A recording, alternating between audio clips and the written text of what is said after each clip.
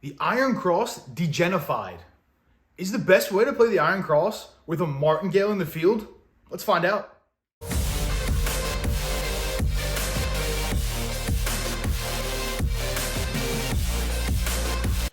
What's up, everybody? Chris the Dice DJ here. Welcome back to my channel. Hope you guys are doing well. Today, we're going to be rolling out everybody's favorite Iron Cross, okay? But with an interesting twist. We're going to do a martingale in the field. Now, is this the best way to play the Iron Cross? I don't know. Are martingales smart? Typically, no. But we're going to give it a roll, okay? Saw an idea for this, kind of floating around, and then I kind of tweaked it a little bit. But here's the premise behind it, okay? For those of you who don't know, typical Iron Cross. Line bet, field, and you grab the 5, 6, and 8 for table minimum, right? The 6 and 8 would have caps, make them $12 each, assuming you're on a $10 table, okay? So this makes the sort of cross, okay? So that's a typical Iron Cross. Now, myself and a lot of others will tell you that the Iron Cross played at this level does not work long term. Yes, you can make it work on certain rolls. Longer rolls, it's going to work. Any light side strategy is going to work. The way I like to play the Iron Cross, if I ever play it, is a 3-to-1 ratio. Okay, so that's going to look like 3 units on the 5, 6, and 8, 10 in the field. All right, and I use the field to feed the other numbers. Okay, I don't stay in the field very long. Now, with this strategy, what we're going to do, and this is not financial advice because I do not recommend martingales. All right, if you play them, you will know bankroll is key, and in this situation, we're not going to be bankroll. We're not going to have a heavy bankroll here, so you're going to be underfunded. The second thing with martingales are that you run into your table max pretty quickly if you get a string of, let's say, 5, 6, even 7 non-field numbers. You get yourself into some trouble, okay? So if you don't believe me and you want to try this, don't go to the casino, okay? Go on any live stream, Crapsy, whatever.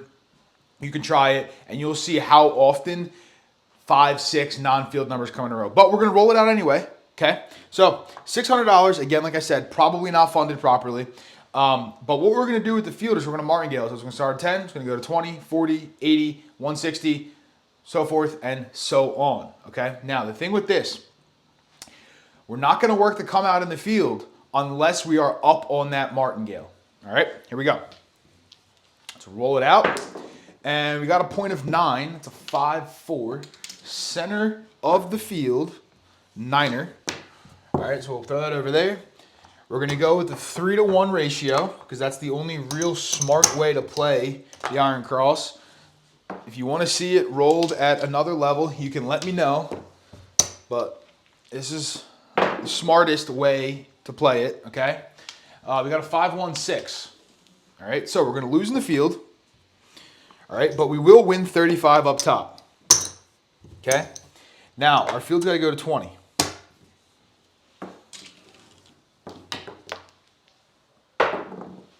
And there's a 6-1-7, just like that. So, obviously, no light side strategy really is going to work in a situation like that, right? No hits, really. You got 1 hit on the 6, but you're not covering much with 1 hit, right? So, our field was at 20. Now it's got to go to 40. And like I said, when we're up on the Marty, we have to work the come out because in a martingale, you don't take rolls off, you don't take hands off, you just keep going through.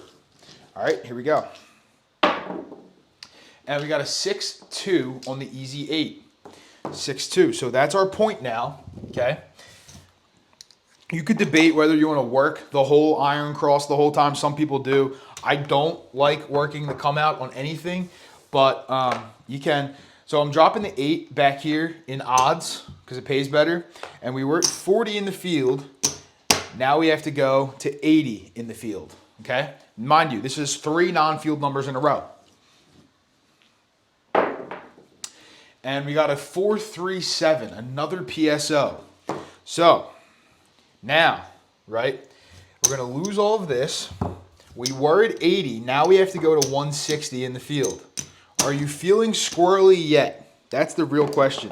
Mind you, started with $600. Guys, you really don't have anything to back this up anymore, right?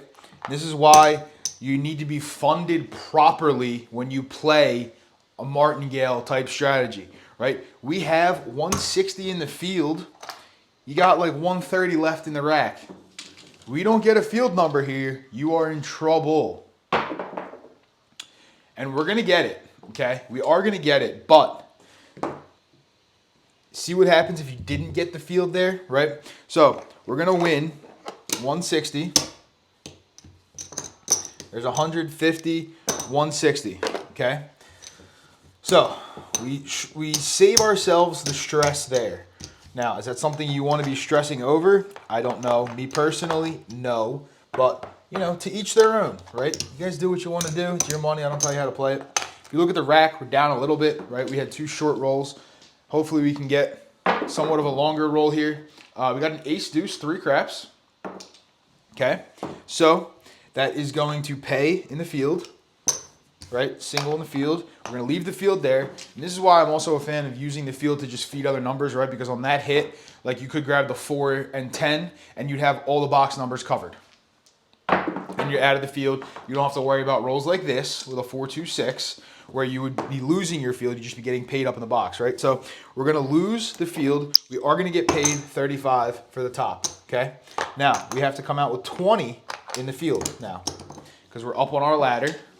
Or the martingale. It's not a ladder, it's a martingale. And we got aces, which is a nice case scenario when you are in the field. Okay? Nice case scenario, right? So you're going to win double in the bubble. Some casinos will pay triple depending. You don't see it very often. You see it more on the 12 if they actually do pay triple. That's going away in a lot of places. Some casinos do have it. Now we're back down to $10 in the field. Okay? Now we're back down to 10. And we got midnight.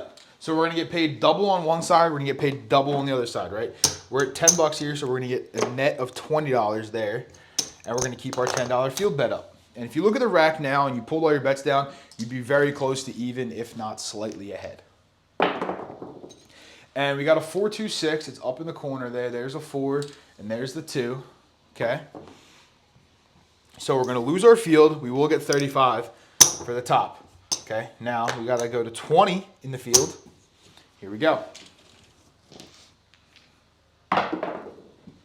And we got midnight again. So, not trying to show you that this is the way to play the game of craps. It's certainly an option.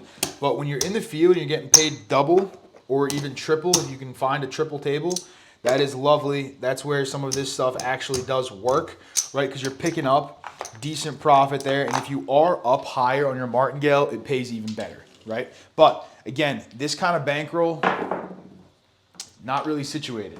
But this kind of roll, the craps numbers, when they're coming in hot, it works out nicely, right? If you look, that's another $10 for us, right? We went 3-6, right? Then 2, 12, 6, 12, 3. That's 5 horn numbers in the last 7 rolls. So yes, the field is working here. But like you saw in the beginning, we went on a little run there and we got up pretty quickly. All right, so we're going to lose our field. The 6 is going to pay 35. Okay? Now we need to go to 20 in the field. So we'll go up to 20 and we'll keep her rolling. And we got a hard 6. The double D-gen hard 6. Okay, 3-3. So we're going to lose the 20. We will get paid 35 though. Okay? Now our field bet goes to 40.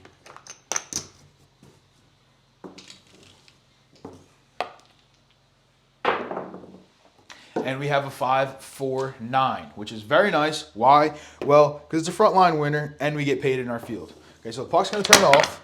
All right, and we're going to get paid down here on the line, $10, and we're going to get 40 for that field bet. All right, we'll rack all of this up. The field we're going to take down because we don't need to play the field since we're not up on our Marty. And if you look at our rack now, we're 1/4 short. Actually, we're not 1/4 short in the rack because we have it here, right? So we're even here. Everything else out there, plus the $25 here, would be considered profit. You could walk away, and if you're playing with a $600 bankroll like this, you have about $150 in profit. It's 25%. Might be smart to take a walk, but again, Not going to tell you how to play. There's a 5-2-7. All right, so this is also why I'm not a fan of working the come out on this kind of strategy, is because the 7 is not your friend, right? You're getting paid on the line. You take that. Don't worry about working the other bets. Now, if we were in the field, we would have lost that. We'd had to go up to the next level. We weren't, though. All right, hard 6, double D, 3-3. All right, so we're going to mark that. What I'm going to do is I'm going to pull the quarter down as odds, $10 back in the field, and we keep going. And we got a 6-5 mid-mo yo. A 6 and a 5, that's a mid-mo. All right, that's going to pay us $10 in the field. We rack it.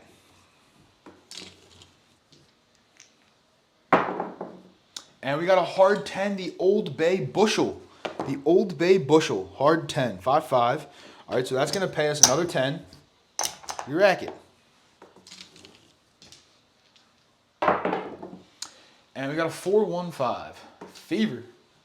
All right, 4 and a 1. So we're going to lose our field. We will get paid 35 for that quarter. Okay, rack that. Now we need to take our field up to 20. Here we go. And we got an ace, deuce, 3 craps, which is nice because that's going to get us 20. But the best part about this kind of stuff is it's going to drop us back down to our original starting point. Okay? All right, here we go. And we got back-to-back ace, deuce, 3 craps. It's going to pay us 10. We're going to rack it. All right, now if you look, right, in the rack, you have $705. If you pulled everything down, again, you have another about 125 out there. You'd be up 200 and call it 30, 240. We got a yo, 6-5 mid-mo yo. So, like I said, right, in this situation, that's 3 horns in a row, by the way. $10 to the rack. Like I said, on any longer roll, right, this strategy is going to work. Right now, the horns are flying, which makes it even better, right?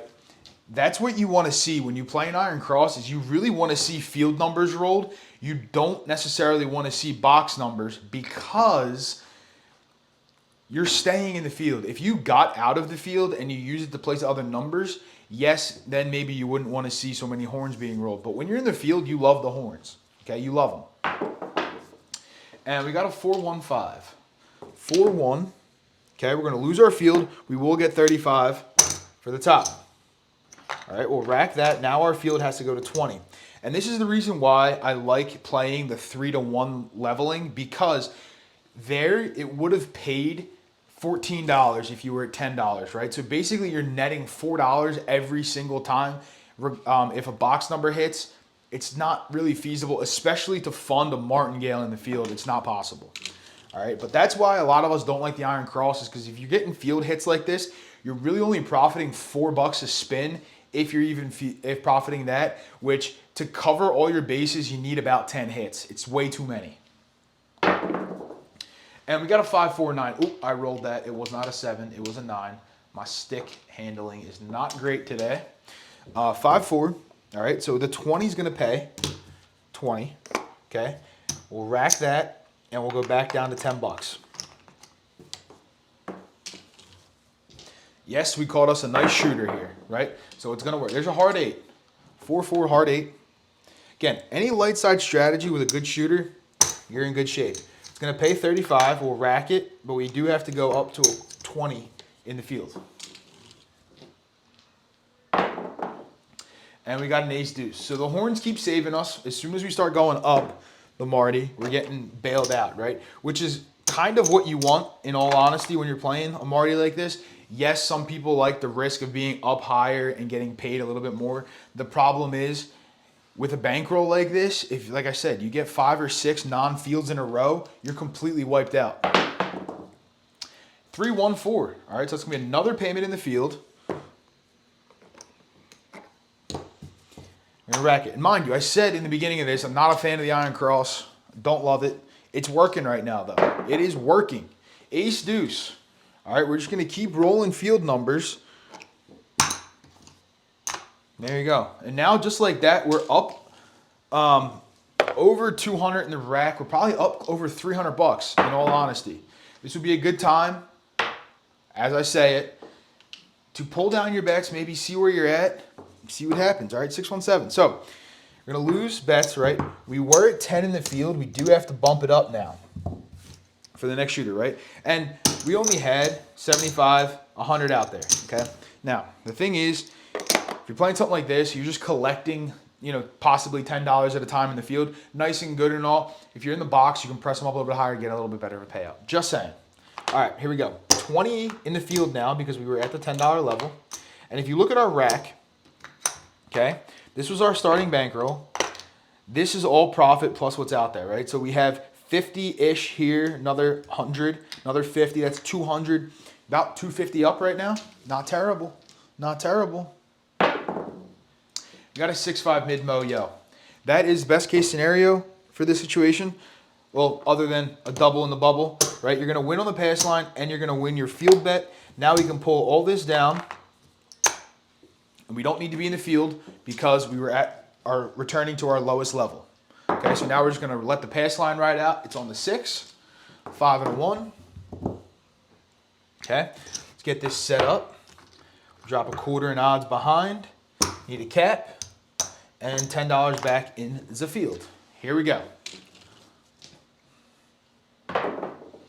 And we got a 6, 4, 10 out there on the end. 6 and a 4. All right, it's going to pay us 10 in the field. Oop, I didn't enter the 6, sorry. So I need a 5, 1 and now a 6, 4. There we go. All right. And we got a 4, 1, 5. 4, 1. All right, so we're going to lose our field. We will get paid 30 up top. We'll rack that, and we need to come out for 20 in the field. And we got a 5, 4, center field 9. That is nice because that'll get our field back down to the $10 level. So we'll rack that. And now everybody's saying, D-Gen, the Iron Cross is the best strategy in the world. It works until it doesn't. It works until it doesn't. This rollout was good. Maybe I'll do it again with another rollout. All depends on what the dice do, right? All right, I'm going to call the video here just because I think I demonstrated it well enough, right? You guys got to see what happens. And we'll call it a win for the Iron Cross crew because if I constantly post losses on the Iron Cross, people get on me that I just don't know what I'm talking about. So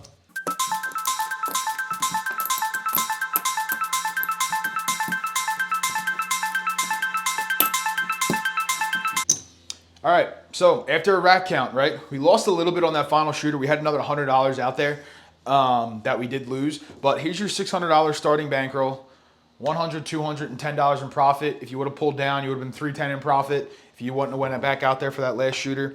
Guys, the martingale is a dangerous play. Please be careful if you are going to martingale, okay? Please be very careful martingaling. Anything that you do, especially the field, runs of 5, 6, 7, 8, 9, non-field numbers are common, okay? So please be careful.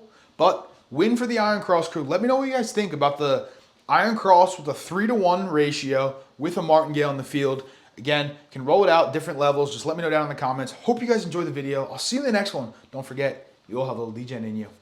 Peace.